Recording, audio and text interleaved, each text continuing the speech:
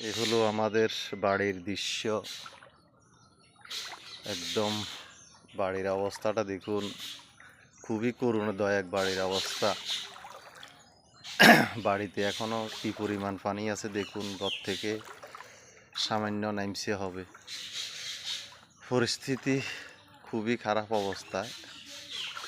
এই দেখুন আমাদের ঘরগুলা এখনো পানির নিচে, বাড়ির দৃশ্যগুলা দেখুন, পরিস্থিতি এই এখনো সিঁড়ি থেকে এখনো নামে নাই পানি। বাড়ির অবস্থা দেখুন। এ হলো আমাদের ঘর, আমাদের ঘরের অবস্থাটা দেখুন।